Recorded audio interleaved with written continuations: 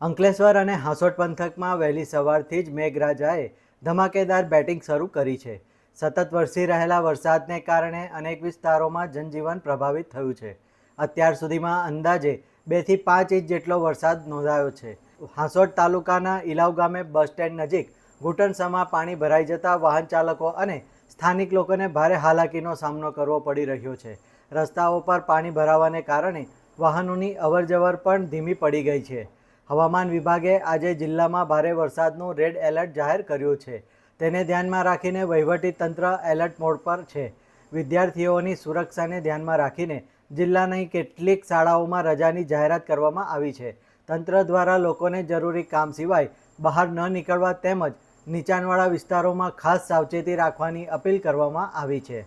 ભરૂચના અંકલેશ્વર અને હાંસોટ પંથકમાં બારે મેઘ ખાંગા થયા હોય તેવી પરિસ્થિતિનું નિર્માણ થયું છે. હાલ આપણે ઊભા છે હાંસોટ પંથકમાં. ત્યાં તમે જોઈ શકો છો કે ઘૂંટણસમાં જે પાણી છે તે ભરાયા છે, જેના કારણે વાહન ચાલકોએ મુશ્કેલીનો સામનો કરવાનો વારો આવી રહ્યો છે. બીજી તરફ જે જનજીવન છે તે પણ મોટા પાયે પ્રભાવિત થયું છે. હવામાન વિભાગ દ્વારા દક્ષિણ ગુજરાતમાં વરસાદનું રેડ એલર્ટ આપવામાં આવ્યું છે, ત્યારે આજે સવારથી જ ધોધમાર વરસાદ વરસી રહ્યો છે, જેના કારણે જનજીવન પ્રભાવિત થયું છે. વિતેલા 24 કલાકમાં સૌથી વધુ વરસાદ જે છે તે નેત્રંગ પંથકમાં 4 ઇંચ જેટલો નોંધાયો છે, તો અંકલેશ્વર અને હાંસોટ પંથકમાં પણ 2 ઇંચ જેટલો વરસાદ ખાબકતા જળબંબાકારની પરિસ્થિતિ છે તેનું નિર્માણ થયું છે.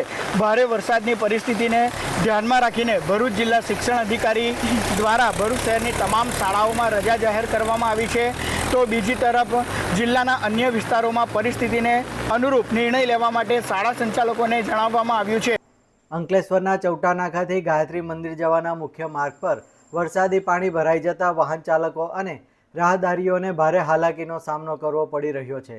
વરસાદી પાણી લોકોના ઘર સુધી પહોંચી જતા જનજીવન પ્રભાવિત બન્યું છે.